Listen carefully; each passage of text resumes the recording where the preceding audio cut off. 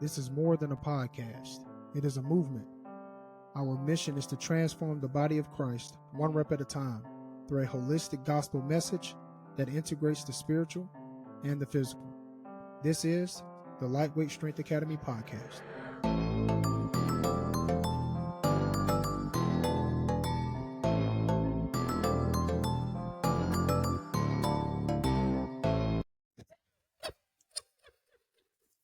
See, y'all got me laughing as soon as we start. Well, Richard, it has been determined. Yeah. Just knock that. We're in episode 6, y'all. Episode 6 of the Lightweight Strength Academy podcast. We're looking forward to talking about today in particular, breathe, move, believe, managing anxiety through faith, exercise, and mindfulness. I think we talked about this in previous episodes, but we know that there's a connection between the mental and the physical and the spiritual, of course, which is the whole premise of the podcast. But we specifically want to look to anxiety as we begin this particular episode and how it impacts our mind, especially, through day-to-day processes and how exercise can benefit that. But before we start, we're just going to give a little context to question 1. So anxiety is a universal human experience. I think we've all, to some extent, struggled with anxiety. Maybe we still do to some extent. And it has affected, I believe the research has, I can't remember the specific number, but I know it has been millions of people worldwide, not just in the United States, that have been affected by anxiety. And so when we talk about anxiety impacting the mind, for question 1, what is anxiety and how does it actually impact our minds? There's a Hungarian psychologist that I was reading about, and his name is Mikhail Csikszentmihalyi, and he worked at Claremont University. So if you want to Google him, that's the last time I'm going to say his name. Hungarian psychologist Flow, F-L-O-W. You type that in after you see the chart that he came up with. But his kind of idea was to look at the word flow and like entering the state of mind and this, a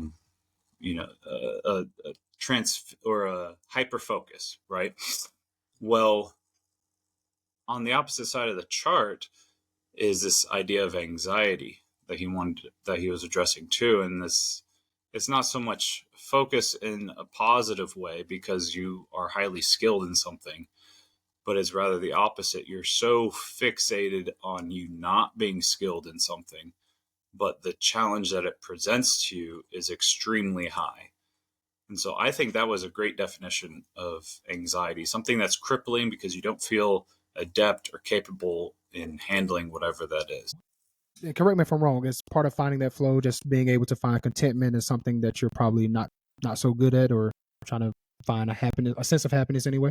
Sense of happiness, finding what you're good at and being highly productive at it, highly successful at it.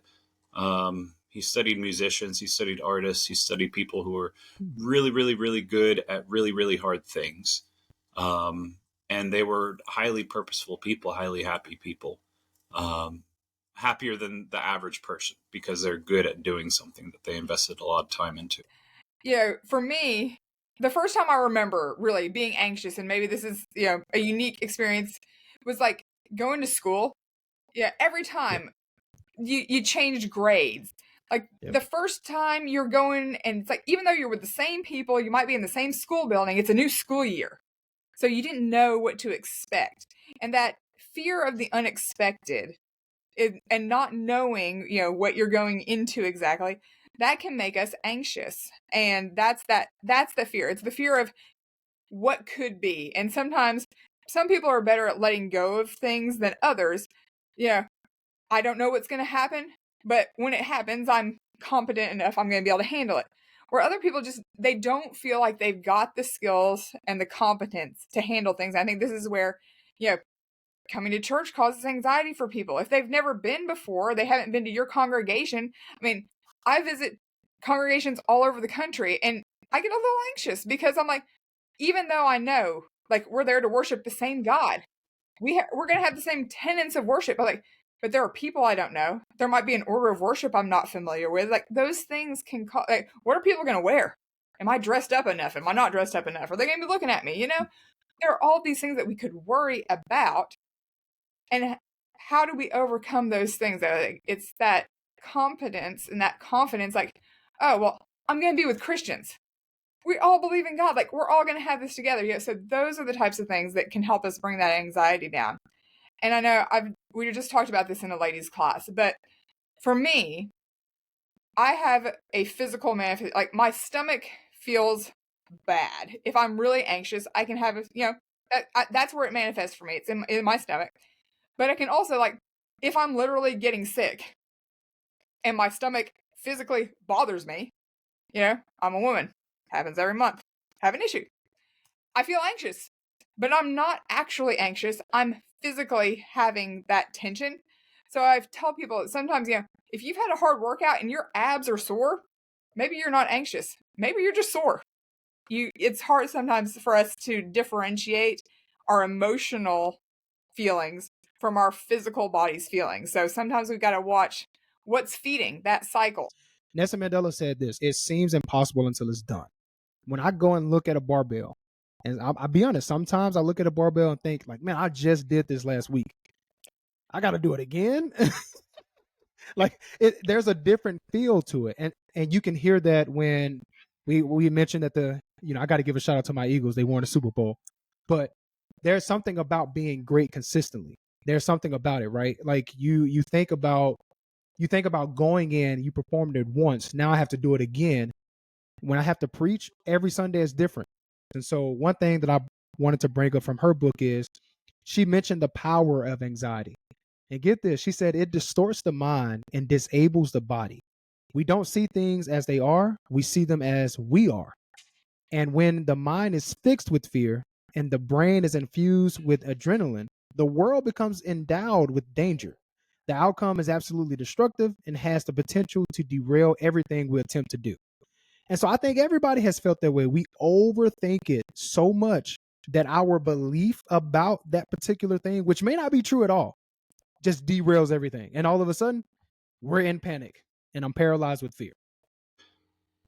With all the information out there, especially when it comes to like evangelism or sharing your faith, it's like, hey, I want to go out and meet my neighbor, right? I want to go talk to that person down the street, but then you freeze because you're like, well, I don't know which direction the conversation is going to go.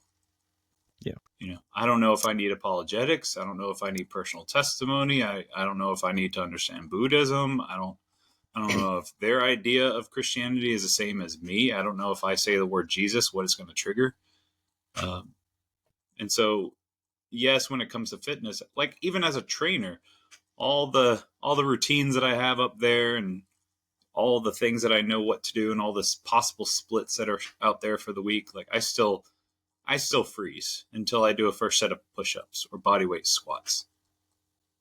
Same thing as evangelizing. It's you could freeze, but then the first time you say, hey, how are you doing today? Okay.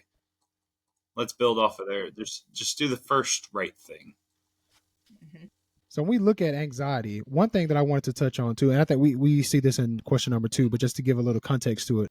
So the amygdala is the thing that it primarily affects. And at times it could be our worst enemy if we're not careful, but it's often referred to, the amygdala is often referred to as the emotional alarm system of the brain. And I just remember talking about this in anatomy class, anatomy 1 and 2, and you just see how beneficial the amygdala can be. But then on the flip side, you can see how detrimental the amygdala can be if not careful, friend or foe, right? And so the amygdala, this alarm system of the brain, plays a crucial role in detecting and responding to threats. And so that's in a way, that's how it can be beneficial to us. However, when anxiety takes hold of it, when it comes in and now it has set up shop in your amygdala, well, the amygdala can become hypervigilant, overreacting to perceived threats and triggering a cascade of fear responses. And in this state, the anxious amygdala can become its own worst enemy, sort of perpetuating this cycle of fear. So you mentioned sharing your faith with other people, right? If you get too far inside of your head, you can forget that part of evangelism is simply expressing what Jesus have done for you and sharing that with someone else. And let's get into question number 2. In what ways is an anxious amygdala its own worst enemy? For awareness. I mean, sometimes you're scared because they're scary things. There's so much information out there, and once you're opened up to how little of it you have attained and how much practice you've had, right? And so just the hyper awareness, yeah, it could be your best friend. Fight or flight could kick in faster. You could do the best exercises, make things, have the most efficient use of your time, and have the best Bible class uh, in the church building that Wednesday. But it also works against you because for the same reason, it just makes you hyper aware. Yeah, And I one agree. thing I found really interesting when I was looking at this and talking to some friends that I know personally have had, like, if they had a traumatic childhood where they were constantly in a state that they felt was dangerous, maybe they had a dangerous home life for whatever reason, children who were raised in or at least even a perceived unsafe environment tend to have, like, their amygdala is always firing. It's always saying, like, watch out, dad could be coming to get me, or dad's friends are coming in, and like, so they have this hyper awareness, and like their amygdala actually doesn't even shut off. So like nothing could be going on. And they're still getting this fear signal sent to their brain where they can't turn it off. And that is really what that's where they need the therapy. We are not in this podcast addressing that level, I don't feel like, because none of us No. here are that medical professionals. I don't want us to think that, like, listening to this, if you have severe trauma in your background and you were immersed in childhood trauma, or even, a period in your life where you had constant trauma, you need professional counseling help to deal with this. The tips that Amen. we're giving here today are to help people who, you experience mild levels of anxiety. You don't have actual trauma backgrounds, because I don't think any of us here are qualified to handle that. But No. that's where this over anxious, this activated, like this fully on amygdala is an actual medical condition that needs professional addressing. So no shame in that. There's nothing wrong Right. if that is your background. There are ways for you to help, and definitely exercise and meditation and breathing, the things that we're going to get into here, are going to help with those. But you need to address the root cause, which this is not going to really get to. Yeah, to piggyback off that, Desmond Tutu stated, stop just pulling people out of the river, right? We see people floating downstream and we go and pull them out the river. Let's go and find out why they're falling in the river in the first place. So we need to get to the root cause of whatever issue it is. And so, yeah, definitely agree. This is surface level stuff. If you want to get to the nitty gritty of it, I mean, there is so much research written about anxiety and the unsettling of the mind. For me personally, like I mentioned at the beginning, anxiety causes a physical, like, tightening in my stomach and stuff. So I mean, I really am. I am tense. My whole body is tense. So my example there is, I actually had a bike wreck. A dog came out and I hit it and I broke my shoulder. And now, I mean, for weeks and months after that, when I was finally able to get back on a bike, just the thought of going out and riding, like, in my head, I know, like, I love riding my bike, but I was scared to get back out there and do it. And I had such anticipation of, like, I want to ride, but I'm terrified now. I'm terrified to get clipped in. I'm terrified to get on my bike. And I mean, for months, it was like I just got out and did it. But anytime I heard a dog or a car or anything, I tensed up even more. So yeah, it made the rides a whole lot harder. And I was definitely, like, just it took so much energy to make myself get out there, knowing that I was afraid to do it. And I feel like that is the hard thing. It's like, once I was on the bike and I was actually moving, it was easier. But Yeah. the whole, like, just getting over that hump, and I feel like that's where some people, just like walking into the gym or walking into the church building, is tough. And that's where, personal 2 cents, Gina, take it for what it's worth. I don't like when people swarm visitors at the church building, because sometimes it was hard for them just to get there.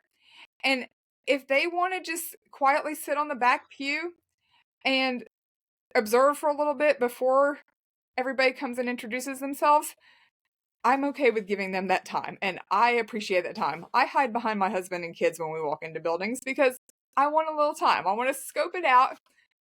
And then you can say hi to me after service. Let me worship and then talk to me.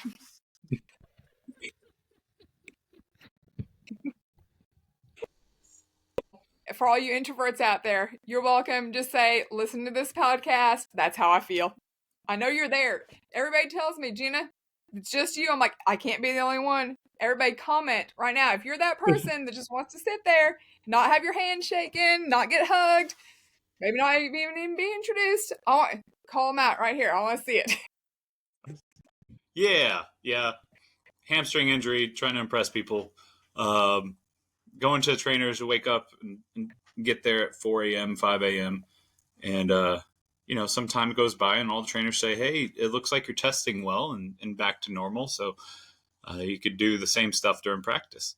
I mean, you're not going to trust your footwork trying to break down a route if you know that you were nursing a hamstring injury. And so for a long time, I wasn't trusting it at all. It was the same cuts, like right on my right leg. It was every single cut that was right leg bracing. I couldn't do it. I didn't trust myself. And for a couple months after even, it's still that ghost, right? But then the walk from the dorm up to the stadium, like I was psyching myself out too much, and that was exhausting. So by the time I'm to the stadium, even for practice or weightlifting, it's like I'm already exhausted. I wore myself out just thinking about it all. And that's the same thing on the spiritual side too. Is before I became a Christian, while I was in my BC days, I was going to Bible class with my girlfriend, who's my wife now. I was psyching myself out too. It's like, it's not that big of a deal. Just break it down. Just baby steps, back to the baby steps. Just do what you know. Just the walk from the parking lot up to the Bible class. I was just like, no, I don't know those people. I don't want to go in there.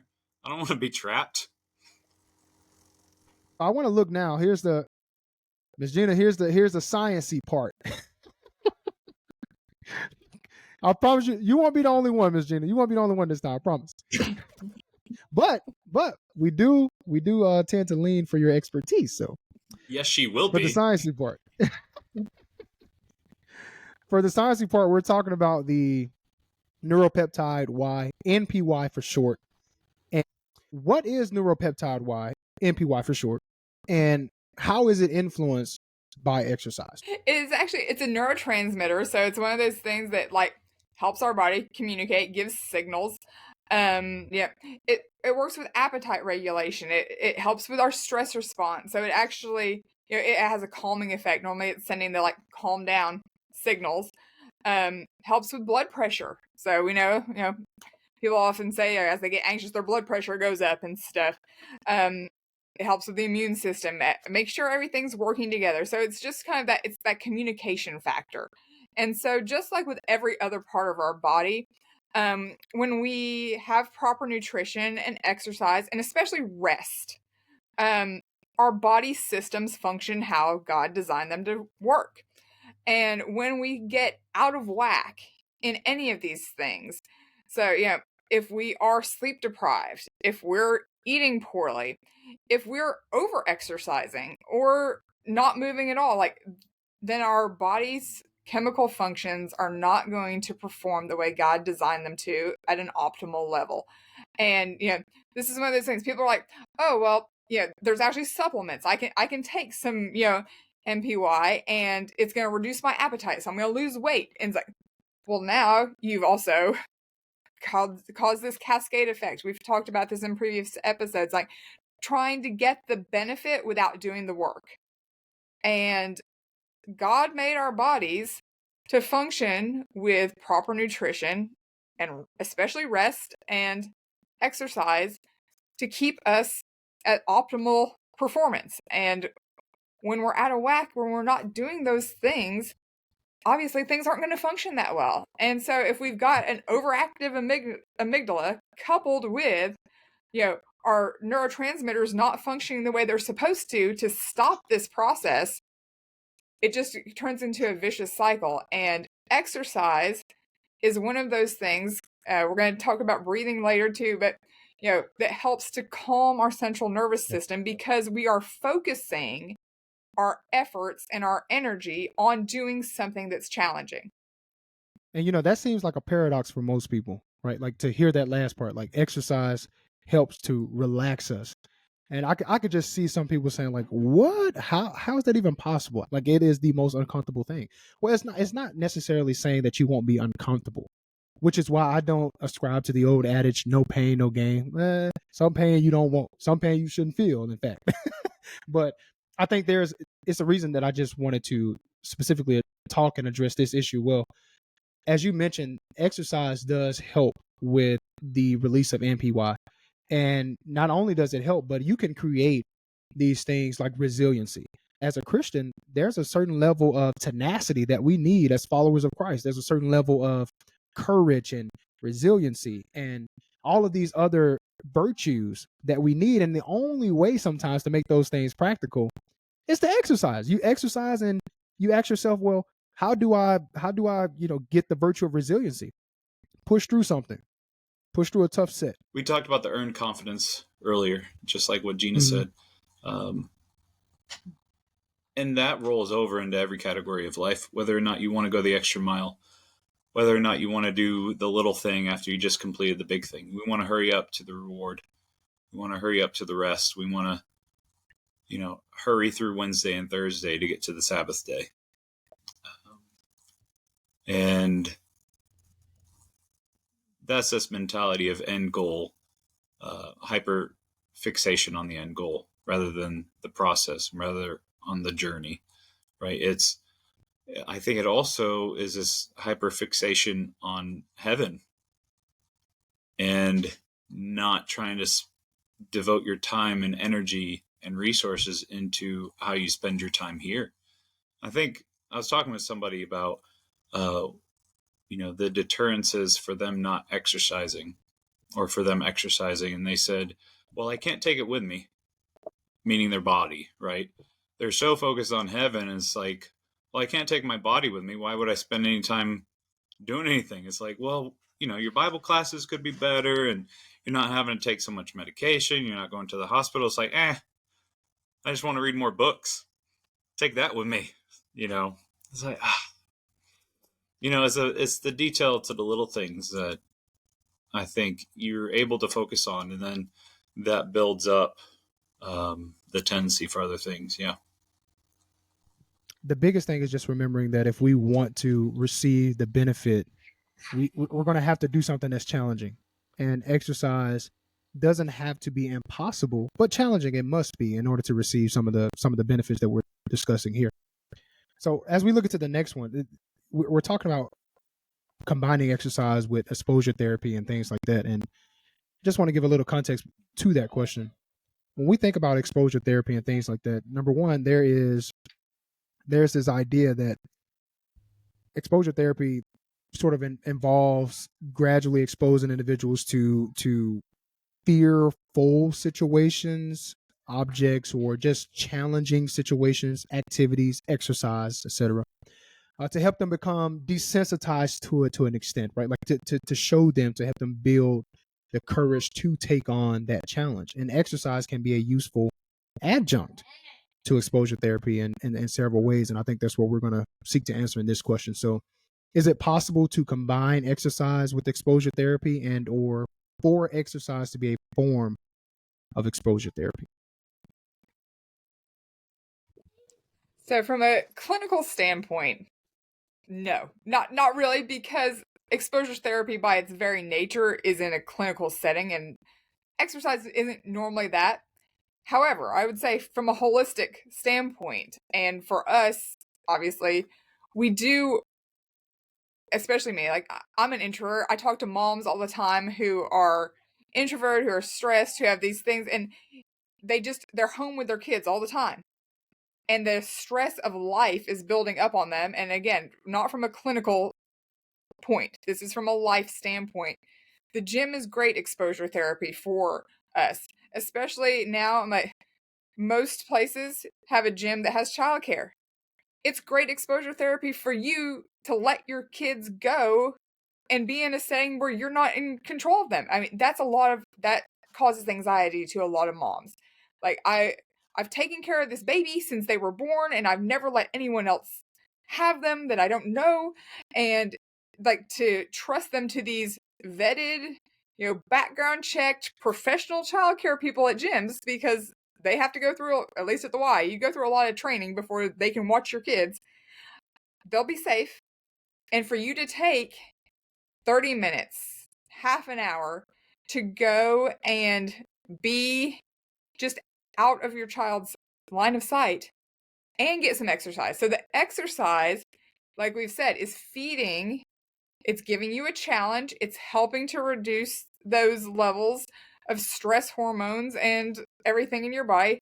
Those are all good things. And we can do that with ourselves to help us get out of our mom funk. Not only is it going to benefit us mentally because we're working hard, we're giving ourselves a challenge, we're going to be increasing our physical capabilities. And one of the things that causes anxiety is feeling like I'm not ready to face something. And when we feel strong, when we feel like we've got the strength and our body can do what we ask it to do, that can help reduce anxiety overall, because it's like, when my kid falls, I'll be able to bend down and pick them up, and it's not going to hurt my back, or I'm looking better about my physical appearance has changed and I'm looking better. We were talking about dad bods way back several episodes ago, but moms have this too. Like, working out helps us to feel better. We feel more confident that we can face, situations, where we're out and people are looking at us because we feel better. So yes, in that sense, not clinical, we don't want to cross that line, but for us on a daily basis, it's great exposure therapy for us. Yeah. Those are great points. I'm wondering, for somebody with social anxiety going to a group fitness class where they don't have to interact with other people, where they could go to their Pilates, they could go to the yoga, they could do whatever, and the instructor's giving the teaching, but they as an individual don't need to. I'm wondering how good that is to still get out and go, right? Like, that has to seem like a great step. I have a funny story. I had an introvert friend. I talked her into a group fitness class for that very reason. And the first thing that happened was an extrovert found her and it's like, hey, let's be workout buddies. I'm like, oh no, I'm so sorry. So sorry. So, same thing like we talked about with going into the church building.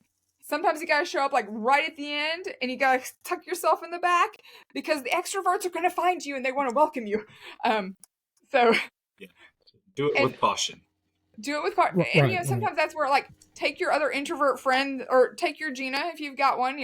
Everybody finds them. Someone at the congregation where you work out, where you go that works out, and like go with them so that they can shield you from those extroverts and just say, we'll see you in a little bit. Like, let's get through the class. Yeah.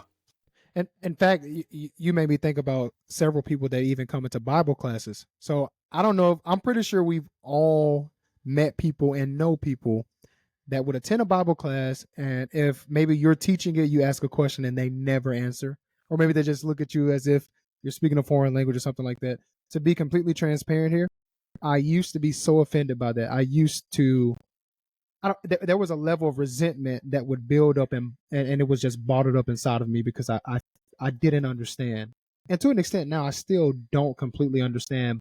So to answer your question, Richard, like I have people like that now that come into a group fitness class. I'm not going to tell everyone they're introverted. I'm not going to, because that would defy the point, right? Like to draw attention to them and say, hey, everyone, by the way, just to let you know, Miss Karen is introverted. No, right. That does a disservice. Now everyone is looking at them, but I have told them before to caution themselves, but then also I tell them particular areas of the room to work out in, to avoid, I hate to say to avoid certain people, but to avoid certain situations. Like, okay, you don't want to be in this side of the room, if you know what I mean, if you're trying to avoid this. because I know they want to get a good workout, and the social benefits can still happen and they can still receive that even if they don't talk to anybody. Right? They don't have to necessarily engage in a conversation. You're working out, you're sweating together, right? You're doing movements, bodily movements towards a common goal in the class, and I think they can receive that benefit at least. But there's a lot that could be said about that. But really quick, I want to dive into, this is one of my favorite ones. The next question: how can people, the belief that we have about exercise, how can the belief we have about exercise negatively impact our adherence to exercise?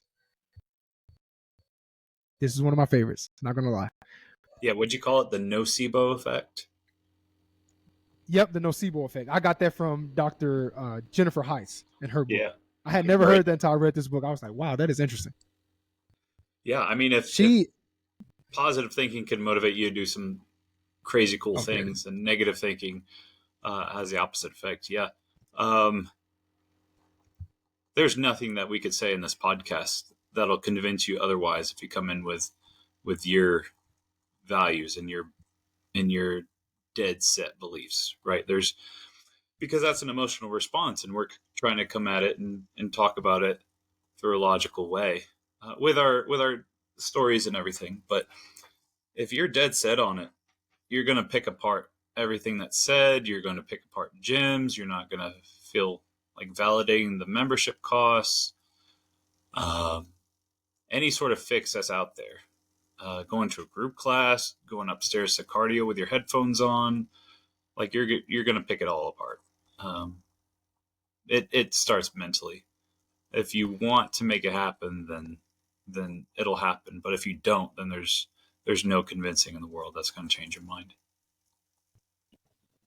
And we're all gym rats here, so we're big proponents of like get out, go to the gym. Even me, and like I'm happy to stay home for most things. Like, I had friends scheduled I was supposed to meet for tea, and they got sick, and I didn't go out. And I'm like, oh yeah, I get to stay home. But I feel like I have workout equipment in my house. I have a spin bike in my living room. I have weights sitting right outside my bedroom. The number of times though that I'm like, I get a good workout at home are very few. But if you are motivated to get, pop in, my grandmother liked her Richard Simmons and sweating to the oldies. If you got a workout tape, I know people don't have workout tapes anymore, whatever. You got a Peloton nowadays or a YouTube person that you like to follow and you are motivated and you stick with it at home and you push yourself, good on you. Like, keep it up. That is good. Don't let this, this fear of the gym or whatever keep you in that.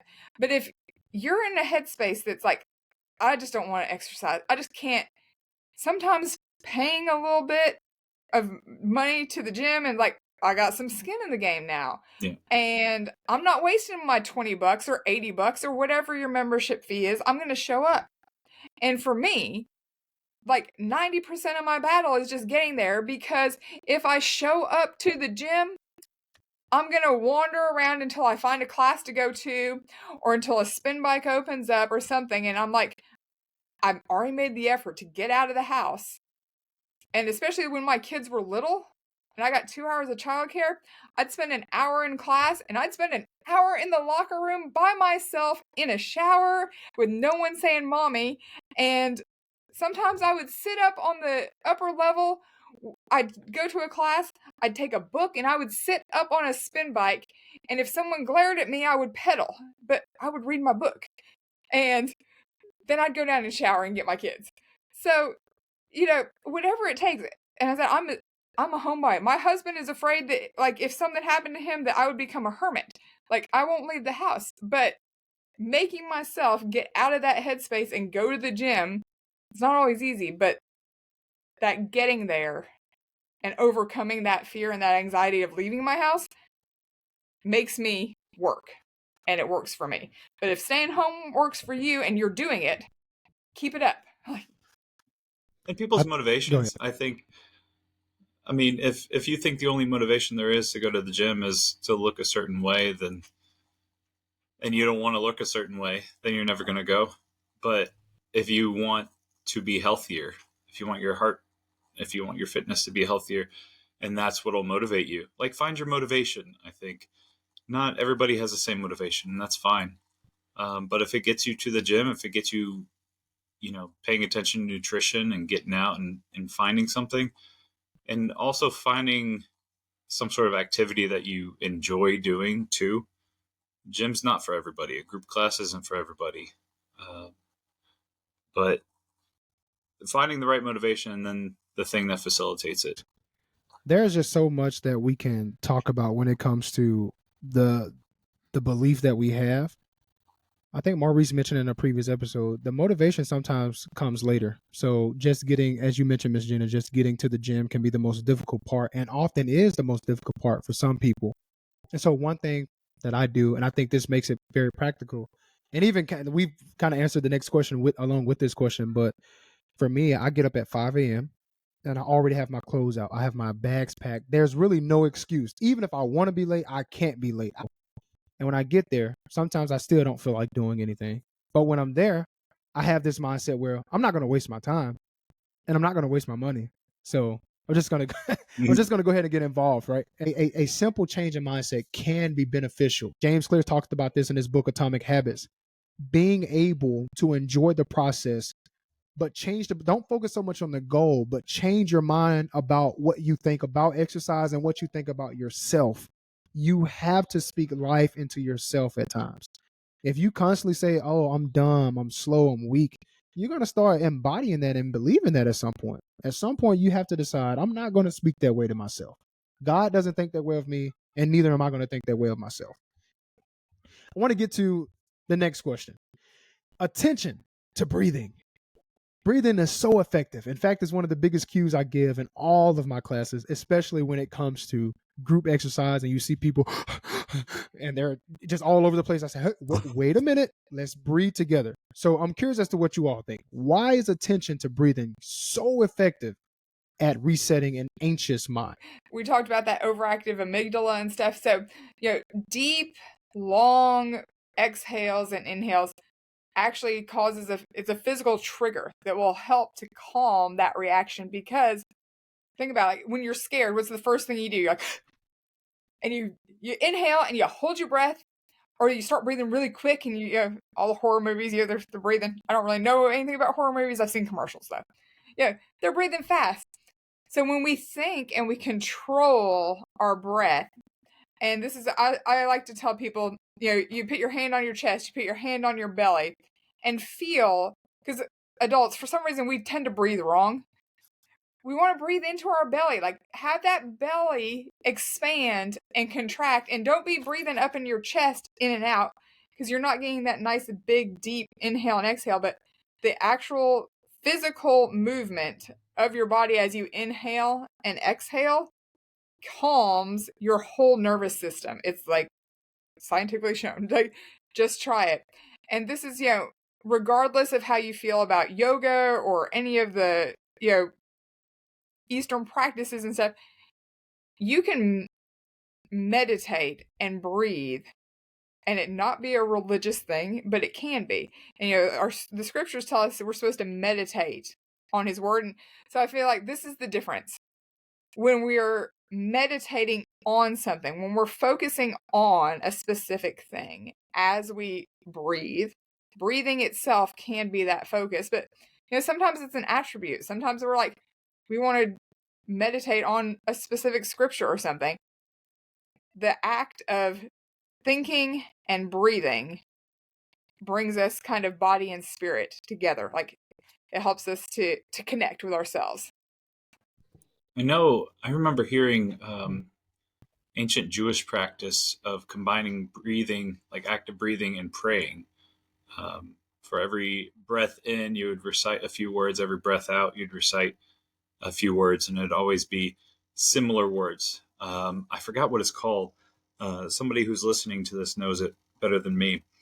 But like, breathing is like one of the main components of life, right? And so being conscious of life, and then active breathing and kind of having a little more self-control over it, you start centering yourself again, right? And that's pretty much the only thing you could focus on if you're focused on it. Like I've mentioned before, your body builds up carbon dioxide in it, and then higher cortisol levels come off of that. And so active breathing, you kind of force out the excess carbon dioxide, and so that you could refill it with oxygen, and your whole body can get refreshed. And so there's something about it. I remember also the new Inside Out 2 movie, where Riley's character is sitting on the bench and having an anxiety attack, right? What are the first things that she does? She focuses on breathing. She focuses on textures, right? All the sensory things, right? And kind of coming back to herself. One thing that I was going to just include and mention in this is when breathing takes your mind off of, or focusing on your breathing takes your mind off other things, because breathing happens in the subconscious.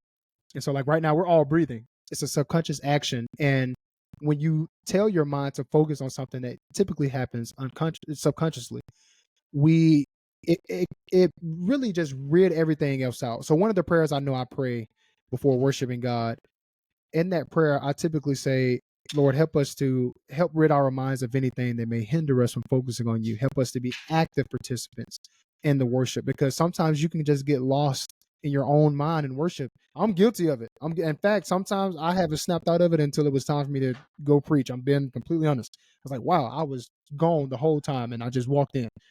But I think focusing on breathing can not only slow the pace of your heart rate, but it can slow the pace of your mind. And if we can learn to slow the pace of our mind, it will benefit us in the reaction or the, I guess a better way of saying that, in the actual doing of something. So like if it's going to lift this heavy set of weight, then I know that if I breathe first, I clench everything in my body. I don't know how y'all do it, but I breathe and clench everything. It's like, all right, I got this, give yourself a pep talk. And then I go and just, you let it out. Just that exhale is, that exertion of energy. We can do the same thing when it comes to stressful moments in life. That inhale, really take the time to understand that God has given you the strength to handle whatever it is that you are feeling. We are in control of our emotions. Our emotions are not in control of us. And then on that exhale, you've already put the belief in your mind. The exhale is the committing to the action, committing to that belief. If you are just tuning into the podcast for the first time, I always like to encourage people, just go and check out previous episodes to see if maybe there's something we talked about that you missed that you could benefit from, or maybe people that could benefit from some of the discussions that we've had in previous episodes. But then if you are interested in a particular topic that we haven't covered, please leave a comment on the Facebook page. I'm always interested in learning about other topics that I may not be privy to. And maybe you've dealt or have experiences that I don't have. And so I'd love to hear from you regarding that. And please encourage other people to like, share, and subscribe to the YouTube channel, Facebook page. We don't want this just to be a platform for information, but we want to also learn from you as well. So until next time, keep changing the body of Christ one rep at a time.